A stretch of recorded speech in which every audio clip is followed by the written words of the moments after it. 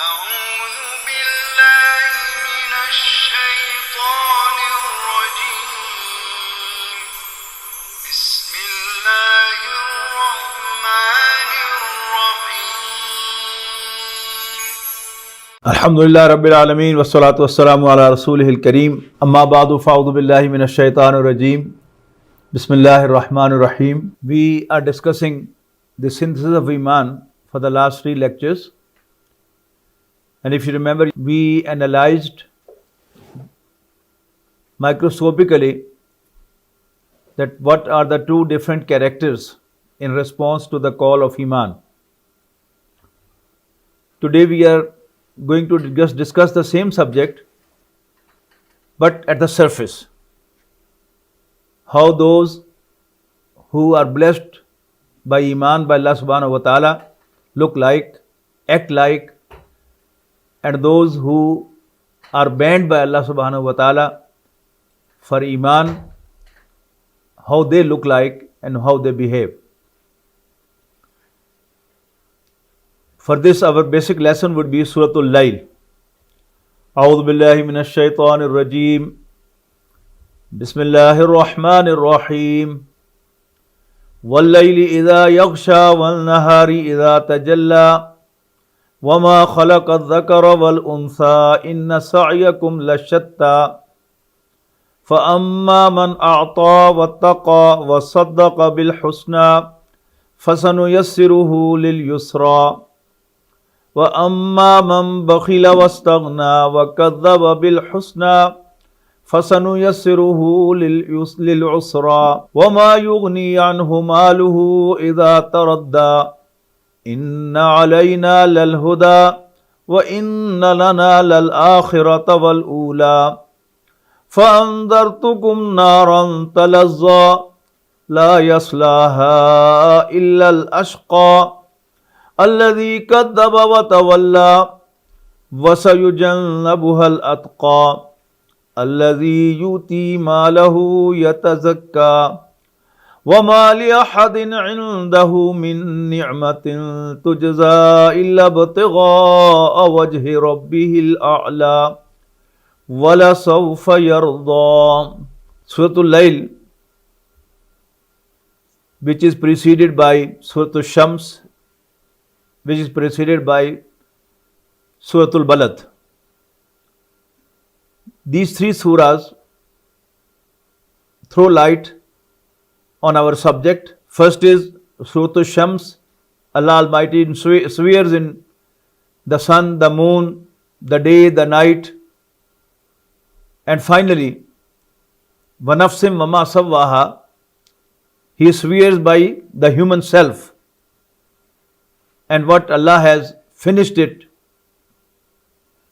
فَأَلْهَمَهَا فُجُورَهَا وَتَقْوَاهَا, then by ilham, by intuition, man was told what is right and what is wrong.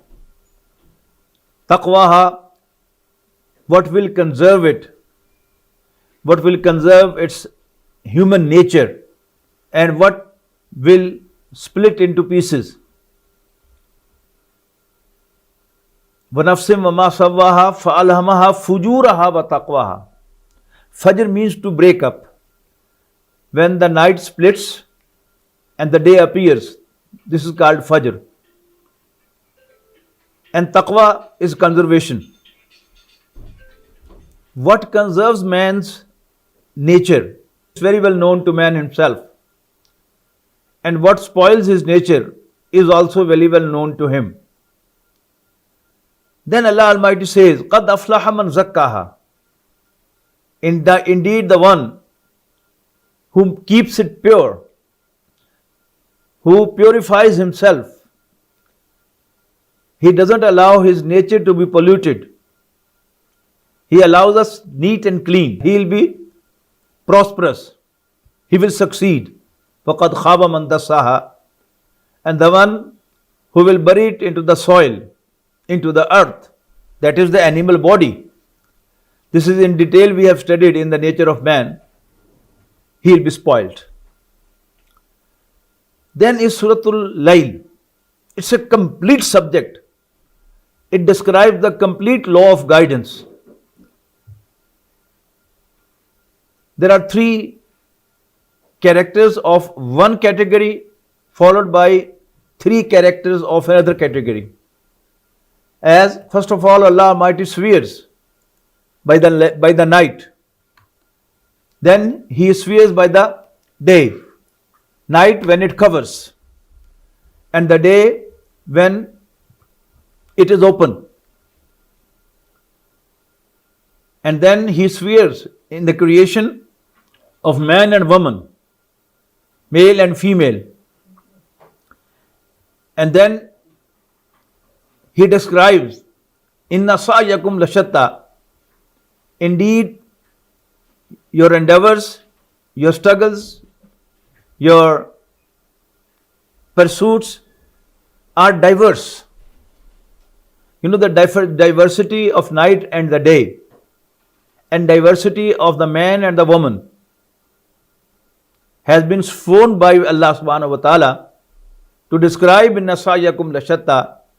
Indeed, your pursuits are different. The first category of acts described here are Fa'amma man a'ta. Ata yuti means to give.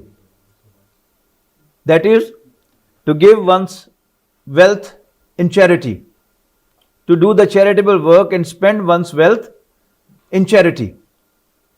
Wattaqa, and then he is cautious, wary about what he is doing. Or the other meanings of taqwa in the Arabic idiom is one who fears Allah. Because even before the Quran was revealed, to ask someone to fear Allah, the Arabs used to say ittaqillah, or in plural ittaqullah. So, famma man ata, whosoever gives in charity, wattaqa, and moves, acts out of fear of Allah, or out of weariness and cautiousness. He thinks before he acts whether he should do or not. وَصَدَّقَ بِالْحُسْنَى. On top of that, whenever a truth comes in front of him, he testifies it. Yes, it is true. Allah Almighty says, فَسَنُيَسِّرُهُ لِلْيُسْرَى. Then for such people, will facilitate the bliss. They will easily reach the ease, the bliss, the garden of paradise. So this is a character. One who has a charitable mind, he likes to spend on others, for the needy ones, for the helpless ones, for the poor ones. And then his character is of taqwa, a fearful, a cautious, a wary attitude in what to do and what not to. And then when from outside, if someone who is telling the truth, one who is telling about the charity, one who is talking about righteousness, saddaqa, he testifies it. He says, you are right, without any prejudice. فَسَنُيَسِّرُهُ لِلْيُسْرَى. Now he qualifies to be guided. So Allah Almighty declares, we would indeed facilitate him to reach the bliss, to enter the paradise. Actually, this is the character of the righteous ones of the beginning. Sayyidina Abu Bakr, radiallahu ta'ala anhu, the first one of men to believe in Rasulullah sallallahu alaihi wasallam. Sayyidah Khadija, radiallahu anha, the first woman to believe in Rasulullah sallallahu alaihi wasallam as Allah's messenger. If you go to that society, and even living in this society, these characters are always there. You can include in this character Sayyidina Ali radiallahu ta'ala anhu, though he was a very young boy at that time. And then Sayyidina Usman, Sayyidina Talha, Zubair, Sayyid ibn Zayd radiallahu anhum, they were all the first ones to believe in Rasulullah sallallahu alaihi wasallam as Allah's messenger. And if you look into their character, they all liked the charitable work. They used to spend on others. Very prominently, Sayyidina Abu Bakr, Sayyida Khadija, Sayyidina Usman, radiallahu anhum, that they always looked for an opportunity where they can spend for others. And they had the righteous character. Abu Bakr radiallahu anhu was friend of Allah's Messenger sallallahu alaihi wasallam, and man is known by the company he keeps. A righteous man, a noble character from the very first day. Sayyida Khadija radiallahu anha was known to be At-Tahira. The title given to Allah's Messenger before the onset of revelation was As-Sadiq and Al-Amin, that he was truthful and honest. The title given to Sayyida Khadija radiallahu anha was At-Tahira, the modest, the chaste woman. So, both in charity as well as in character, righteousness, they were all at the top. Then the third thing is wasaddaqa bil husna. It's a very important feature, very, very important feature, I should say, for someone whom Allah will bless with Iman. That was a tribal society indeed, and it's very hard for you to accept your friend as your boss. Two persons born in the same neighborhood, go to school together, high school together, university together, get the degree together, and join an institution together. They get first two promotions together. Then there is only one seat, and one of them has to be promoted. Now, who gives him the tough time? His friend. The greatness of Sayyidina Abu Bakr radiallahu ta'ala anhu is that he was charitable like Muhammad sallallahu alaihi wasallam was, and he was righteous as Muhammad sallallahu alaihi wasallam was. But he took no time to accept Rasulullah sallallahu alaihi wasallam as soon as he realized that Allah Almighty has blessed him with prophethood, with messengerhood, and he is Allah's messenger. And there and then he testified that you are Allah's messenger. So was the case of Khadija radiallahu anha, a righteous woman, a charitable woman, good in all respects, but it's very hard for her to accept her husband as Allah's messenger. But it is the greatness of Sayyida Khadija radiallahu anha that she also took no time, rather before time she accepted. When Rasulullah sallallahu alaihi wasallam returned from the cave of Hira, and he was frightened, he was trembling, and he told her the whole story. It was Khadija radiallahu anha who said to him that you are nice to others, you are charitable to the poor, to the needy. Your Lord will not leave you like this. Don't worry. Then she takes him to Warqa bin Nawfal, her cousin, and he testifies that Allah Almighty has appointed Sayyidina Muhammad as Allah's messenger. And there and then Khadija radiallahu ta'ala anha accepted him as Allah's messenger. So the next, Allah Almighty says, wa amma man bakhila. That is the other character, the opposite character.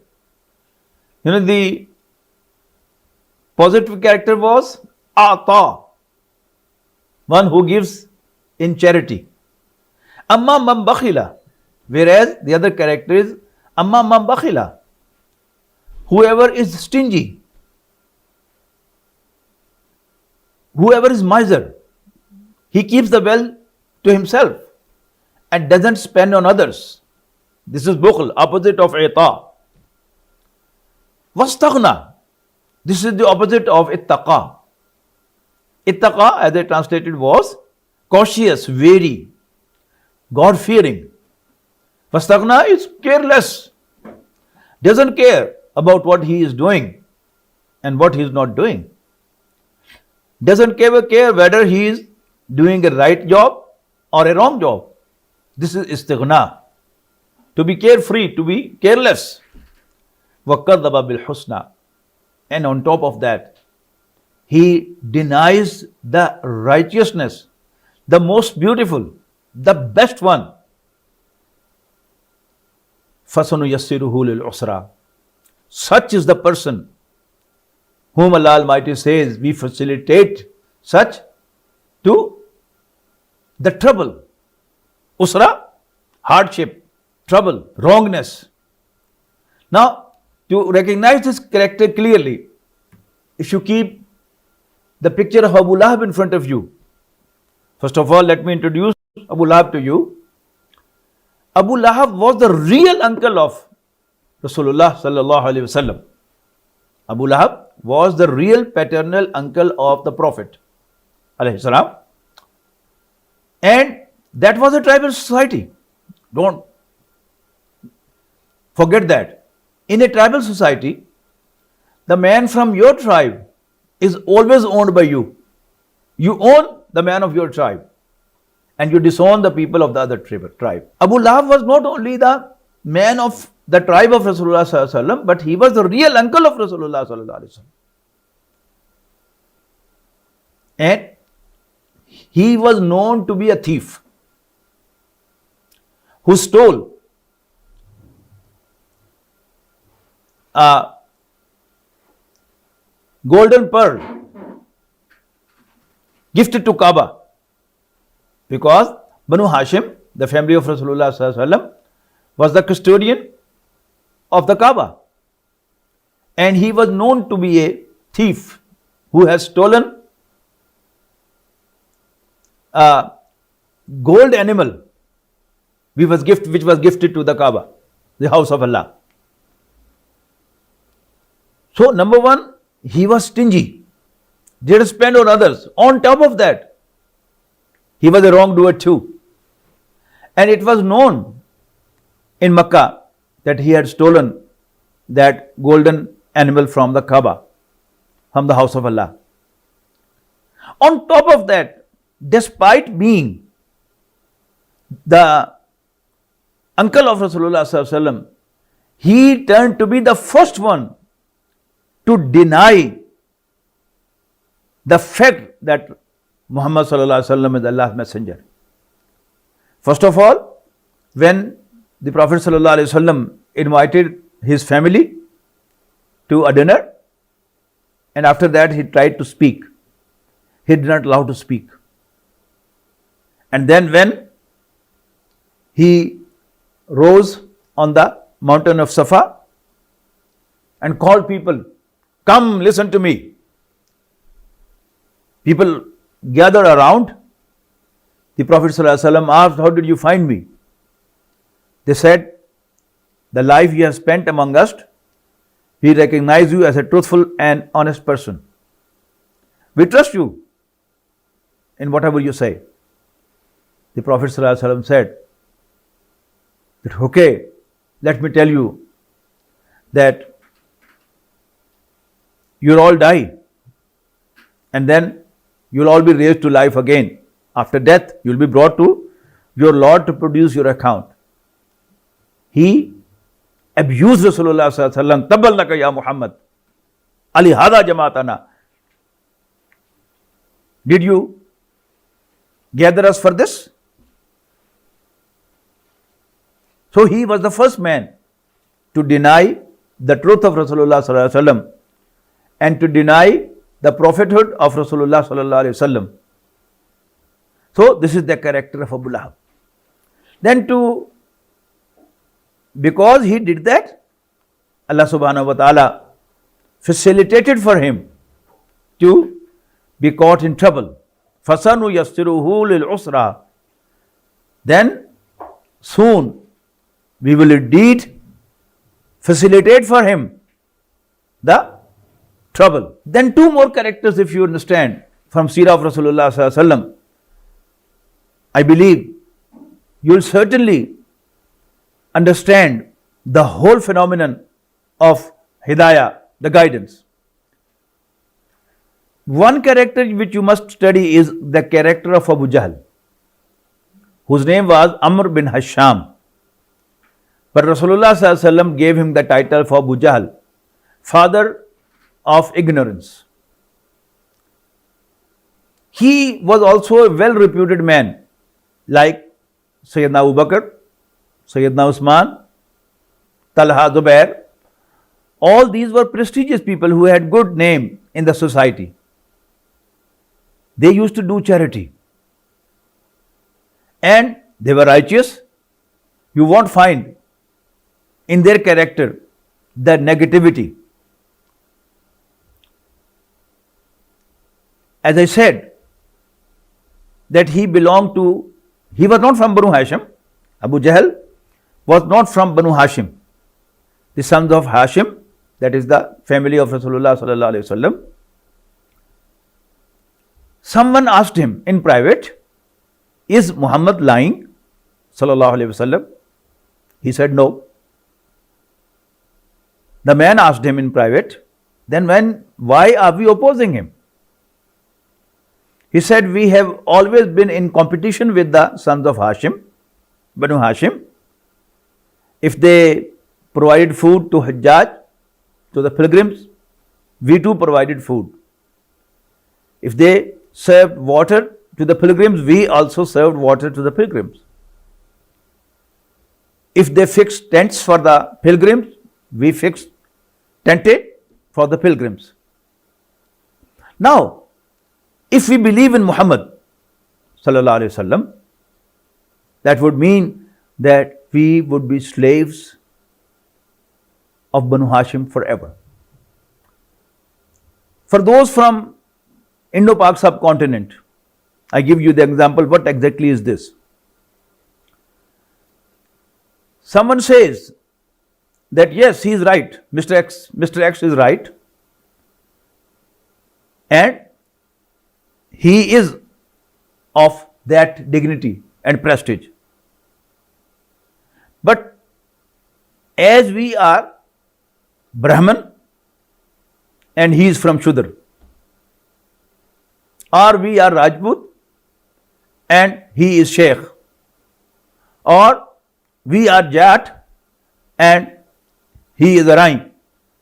These castes, the family system in the Indo-Pak subcontinent, India, Bangladesh, Pakistan, and I believe same would be in all over the world. The people of Nigeria, they will have their own caste system. The people from Arabs, they would have their own tribe system. And it is so hard that you deny the facts, you deny the truth based on the family. If someone from your family even lies, you will own him. You will stand by him. And if the man from other family, no matter how right and true is he, you, because of the family prejudice, bias, you won't accept him. So Abu Jahl was a man of good character. He was a righteous and cautious person. فَأَمَّا مَنْ آتَى وَاتَّقَى. But he shifted to the other side and joined Abu Lahab, وَكَذَّبَ بِالْحُسْنَى, and denied the truth, denied the best. فَسَنُيَسِّرُهُ لِلْعُسْرَى. So his fate was with Abu Lahab, although in two steps he was with Abu Bakr, Usman, Talha, Zubair and Sayyid ibn Zayd radiyallahu anhum. Another character, that is the character of Sayyidina Umar Farooq radiyallahu anhu, the second caliph of Islam. He was not having a repute like Abu Bakr and Usman and Talha and Zubair and Sa'id ibn Zayd radiyallahu anhu. He was a strong man, not having a good reputation. The person of the category who kill anyone for no reason. People always come to them to solve problems when others cannot solve that problem. 5 or 6 years have passed. He has never studied what Muhammad is saying, sallallahu alaihi wasallam. But he realizes one day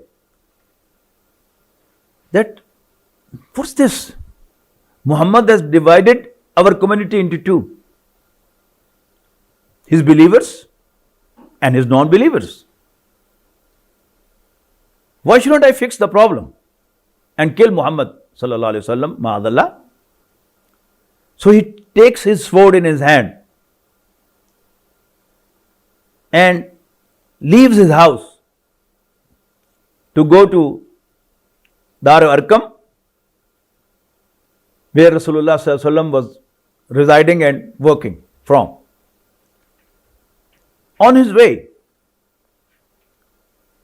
a Sahabi, Naeem radiyallahu anhu, met him and he asked him, Umar, where are you going?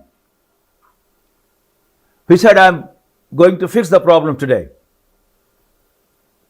He asked, what problem are you going to fix today? Umar said, radiyallahu anhu, I'm going to kill Muhammad sallallahu alaihi wasallam, ma'adallah. He said, before you kill Muhammad, you should take care of your own family. Umar asked, what happened to my family? Naeem radiyallahu anha told him that your sister Fatima radiyallahu anha and your brother-in-law Sa'id ibn Zayd radiyallahu anhu both have embraced Islam. They have believed in Muhammad. If at all you have to kill, first you should kill them. Sayyidina Umar radiyallahu ta'ala anhu was very much perturbed. You can very well imagine them, a man like him, what would be his feelings and how emotional he would be. He turned to Sayyidina Saeed's house and the first ayat of Surah Taha had just revealed, and Sayyidina Khabbab bin Arat radiyallahu anhu, a Sahabi of the Prophet sallallahu alaihi wasallam, was teaching them those ayat, and he could hear from outside. So from outside he shouted at them. They realized, oh brother had come to know. They hid Sayyidina Khabbab somewhere and opened the door. And Sayyidina Umar radiyallahu ta'ala anhu started quarreling with his brother-in-law Sa'id ibn Zayd and started beating him. His wife, Sayyidina Umar's sister, Fatima bint Khattab radiyallahu anhu, came in to save her husband. And Sayyidina Umar was so emotional that he beat her too. The Arab was a strange society. On one hand, they had no respect for a woman. But at the same time, a strong man like Umar radiyallahu anhu felt an insult for himself that he fought with a woman. It was against their manhood to A man fights men, not women. On top of that, Sayyidina Fatima radiallahu anha said to her brother Umar, Umar, do whatever you like. But we are not going to leave this religion now. Umar was even more surprised. He was already feeling guilty of beating his sister. Now he was even more surprised that even a young man from Makkah has never stood in front of me. How come a woman has stood in front of me saying, do whatever you like? We can't leave this religion. The Umar was stunned. And he said to Fatima, show me what were you reading? Fatima realized, radiallahu ta'ala anhuma, that your job is done. She said, you are unclean, you are a mushrik. First take a shower. Umar radiallahu anhu immediately took a shower and came back. Show me what were you reading? The ayat of Surah Taha were read to him. Taha ma anzalna alayka al-Qur'ana litashqa illa tazkiratan liman yakhsha. Umar was reading these ayat, listening to these ayat, and he was changed altogether. And when the ayat finished, Umar radiallahu ta'ala said, Ashhadu an la ilaha illallah wa ashhadu anna Muhammadan Rasulullah sallallahu alayhi wasallam. I bear witness that there is no one worthy of worship except Allah. And I bear witness that Sayyidina Muhammad sallallahu alayhi wasallam is Allah's messenger. So, Sayyidina Umar radiallahu ta'ala anhu, in two steps, he was not with Sayyidina Abu Bakr and Sayyida Khadija and Usman and Saeed radiallahu anhu. He was wastaghna, having no idea what he is doing. A careless man. Whenever a truth came in front of him and he realized that this is the truth, Muhammad is really Allah's messenger and the Quran is really the word of God, he took no time to testify, Ashhadu an la ilaha illallah wa ashhadu anna Muhammad Rasulullah. So this is the whole picture. So his fate, his end was not with Abu Lahab.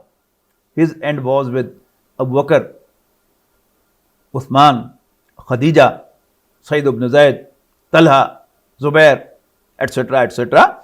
So this is the complete picture, that the one who has the character of giving. And then at the end of the surah, the ayat tell again about the charity. The surah starts with charity and it ends with charity. That the real thing is, the one who accepts the truth, he deserves to be guided. And the one who doesn't accept the truth, he doesn't deserve to be guided. In the end, it will be said that we have warned you of the fire, of the blazing fire. La yaslaha illa al-ashqa. No one will be casted into that fire except the most unfortunate one. Alladhi kadzaba wa tawalla, who denies the truth, who denies the best. Wasayujannabu hal atqa. You know, atqa is the superlative degree of muttaqi. The most cautious, the most wary, the most God-fearing will be kept away from that fire. Who is that one? Alladhi yuti malahu yatazakka.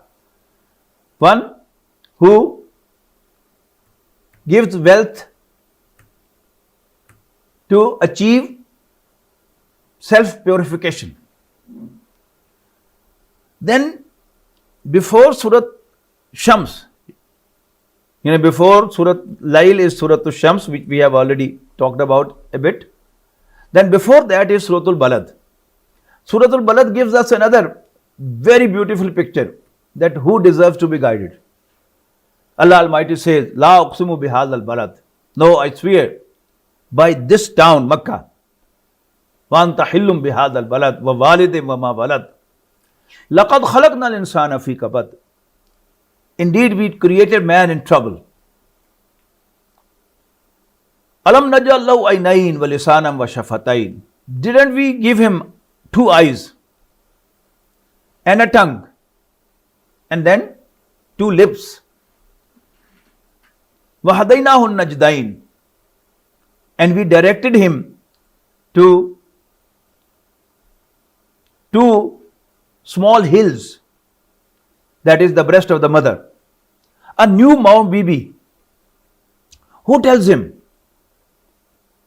that this is the food for him? And who tells him, who teaches him to suck? He sees with his eyes and then he sucks with his tongue and with his lips. So this is Allah's favor that Allah has done. But then Allah Almighty says, Ayasabu allan yaqdira alayhi ahad yaqulu ahlaktu mala lubada ayasabu allam yarahu ahad alam naj'al lahu aynayn wa lisanan wa shafatayn wa hadaynahu najdayn falaqtaha al aqaba.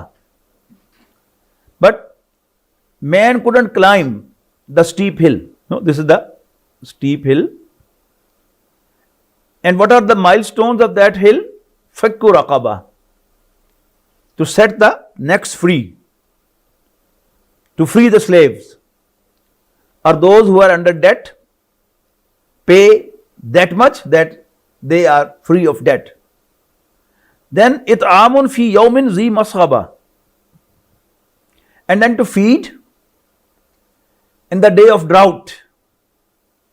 Now when you have plenty of food, you pay to others, you serve others too, but if you have a danger that tomorrow you may not have anything to eat, you become stingy and you hesitate to serve the food to others. Allah Almighty is praising those who give charity, who give food in the day of drought, in the days when there is a shortage of food. Whom? Yatimam za maqraba.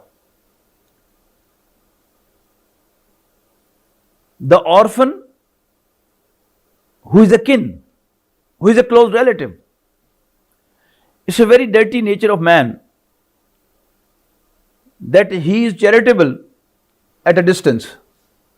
He'll go to an orphanage, an orphan center, and give charity there so that he is given a respect.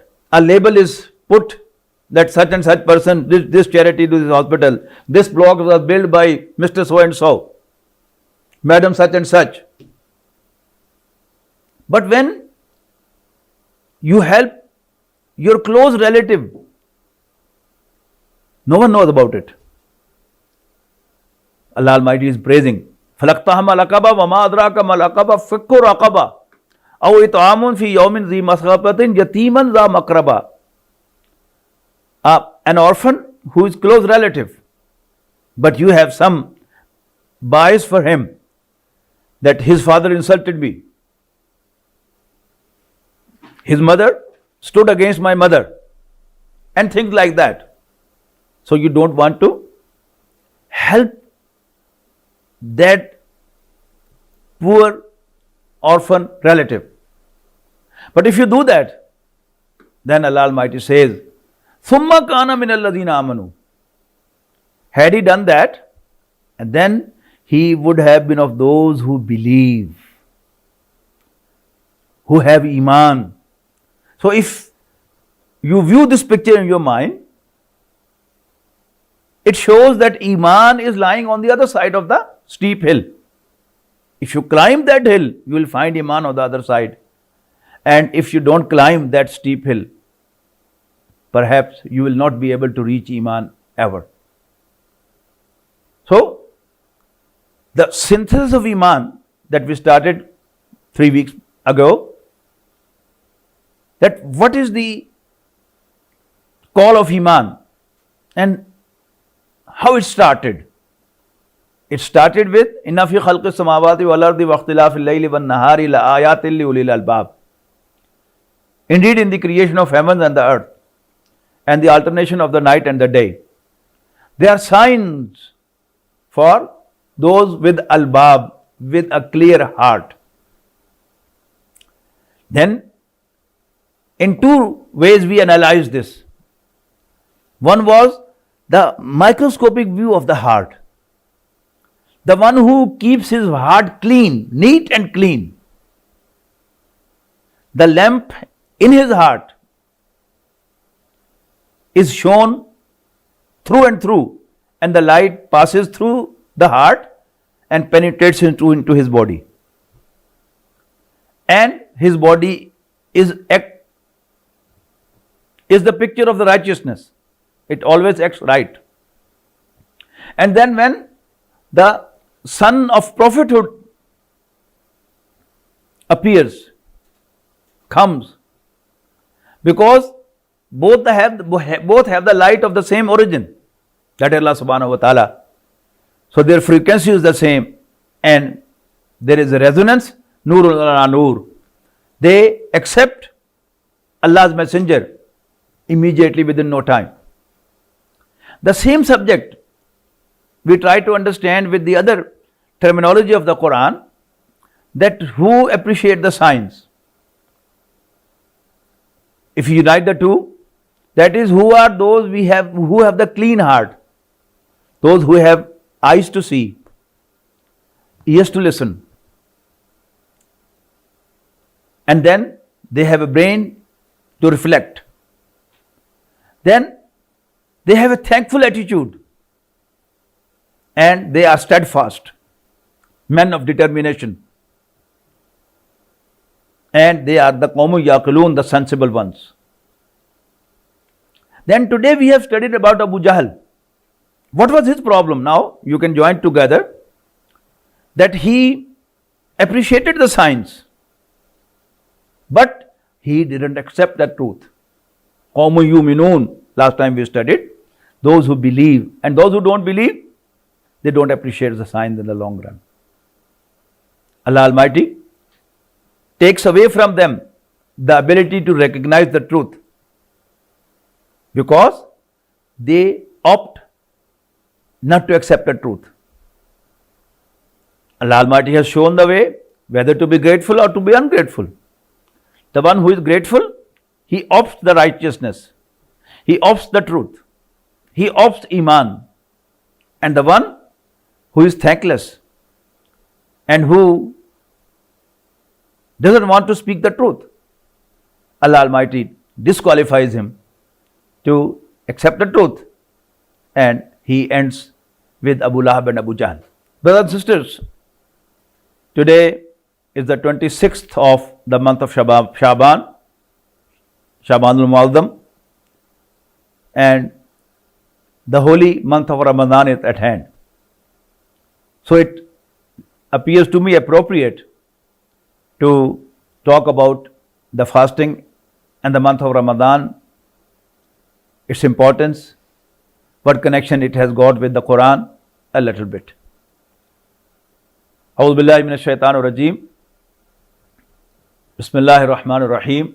Ya ayyuhalladhina amanu kutiba alaykumus siyamu kama kutiba alal ladhina min qablikum la'allakum tattaqun. O believers, fasting has been imposed upon you like it was imposed on those who before you, la'allakum tattaqun, so that you become muttaqeen, the God-fearing ones. Taqwa in the older translations is translated as God-fearing attitude, to fear Allah, and the recent translation, it has been translated as those who abstain, abstention from the sin. Actually, this change, this transformation is all based on an assumption that if awareness is created, perhaps there will be no sin. All people will become righteous and there will be no sin in the society. It's a wrong assumption. We all know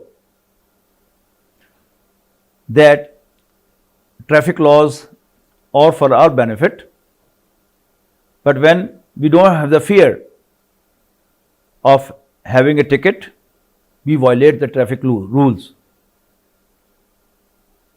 But whenever we have a fear of being caught, of receiving a ticket, of being challaned, we become daring and we break the laws.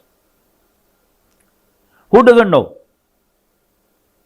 that smoking and drinking are injurious for health? But I haven't seen, you might have, any smoker who purchases a packet of cigarette and he reads on it, smoking is injurious for health, Ministry of Health, and he throws the packet into a bin. Have you seen ever? So the awareness is not sufficient. It's the fear. Whenever the law is enforced, and you find a notice in the toilet of the plane, the tampering of the smoke detector has a fine of $1,000. You won't find anyone tampering the smoke detector or trying to smoke in the toilet. So it is the force, it's the law enforcement, writ of the government, which makes you leave a sin, which allows you to act righteously. Now, how fasting is related to taqwa?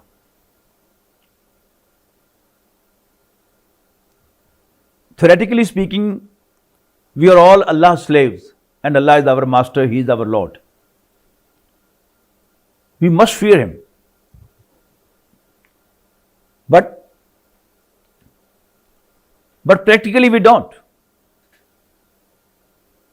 We fear each other.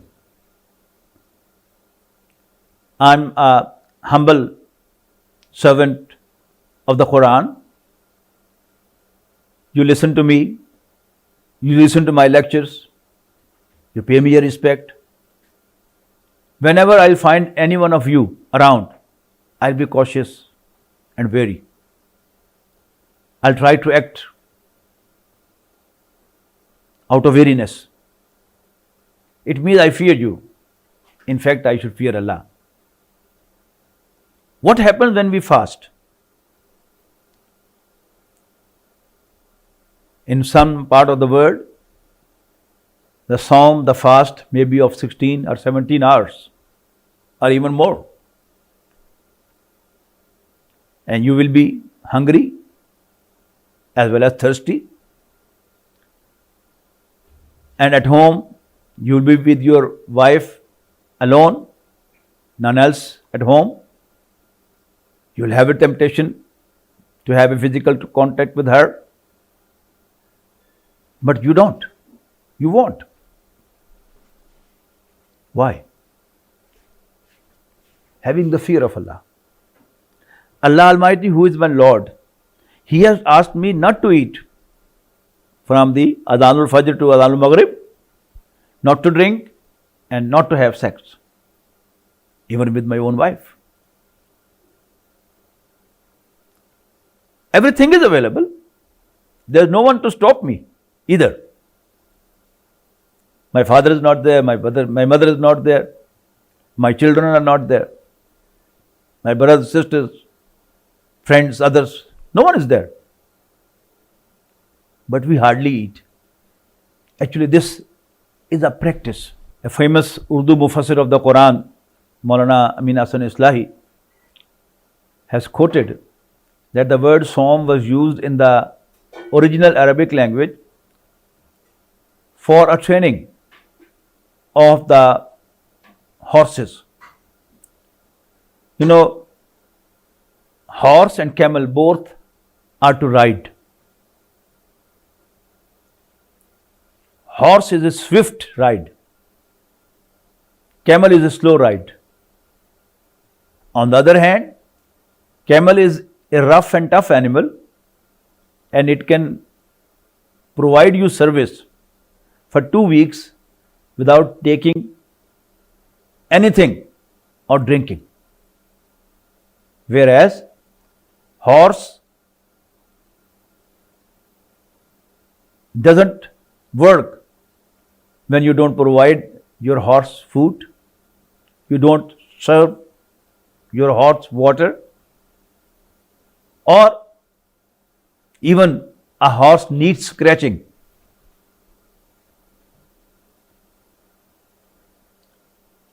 For war, horse was useful, not a camel.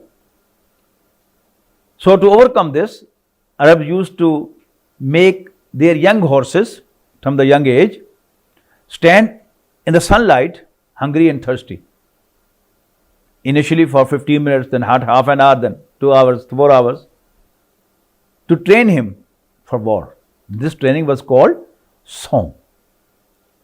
Allah Almighty has blessed us with Sawm, that during the month of Ramadan, starting from the Adhan of Fajr prayer to Adhan of Maghrib prayer, from dawn till sunset, don't eat, don't drink, and don't have physical relation with your wife. This is Sawm. How it helps? For 1 month, when you go through this training, inshallah, it will help you, it will help us all to fear Allah in the other days too. Then Allah Almighty says, Shahru Ramadan alladhi unzila fihi al-Quran. Month of Ramadan is the one in which Quran was revealed. Which Quran? Hudal lin-nas, which is a guidance for mankind. You have wealth, you have property, you have children. But if you don't have guidance, they are all useless. But if you have guidance, but little property, you will earn a lot. For example, two individuals, they start their business on the same day, one with 50 million and the other with 10 million. But the one with 10 million, he has the know-how, the guidance. He knows how to do a business. And the one with 50 million doesn't know how to do a business. It's very likely that after 1 year or two, the one with 50 million may be bankrupt, and the one with 10 millions only may make 50 millions. The difference is guidance. You have wealth, you have property, but no guidance. You will be of those which we have just talked, that amma man bakhila wastaghna wa kadzaba bil husna fasanuyassiruhu lil usra. But if you have little property but guidance, then inshallah you will earn paradise from that little property. Likewise, you have children, but you don't know how to raise them. They will be so suitable for you when they will become young. Whereas, you don't have children, or you have children, but you know how to raise them up, they will be very fruitful for you when you are old. So Quran is the guidance. So this is the best favor that Allah Almighty has given to mankind, the revelation of the Quran. The month of Ramadan has been given two things very special to mankind, for mankind. One is fasting during the day. So by fasting, you give your conscious mind, your heart a control on your animal self. And when you don't eat, don't drink, and you don't have your relation with your wife, you weaken your animal body. And then during the night, you strengthen your soul. You strengthen your ruh through the recitation of the Quran. You stand in front of Allah, either recite His word to Him, or you hear His word being recited to Him in Taraweeh. Every year, you go through the whole round of the Quran in Taraweeh. Since we the non-Arabs, we don't understand Arabic, so we don't benefit much from the recitation of the Quran. So Dr. Israr Ahmad Rahimahullah, he started a tradition of translating the Quran along with the Taraweeh.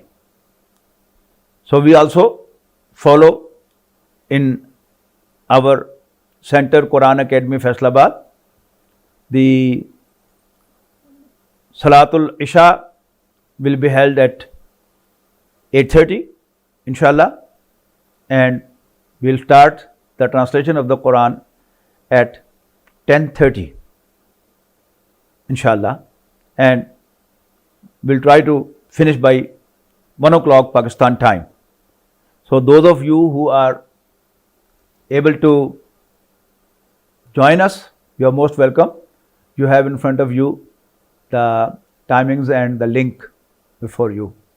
I pray to Allah subhanahu wa ta'ala, He enables us all to get full benefit from the holy month of Ramadan in terms of fasting as well as learning the Quran and drawing guidance from the Holy Quran.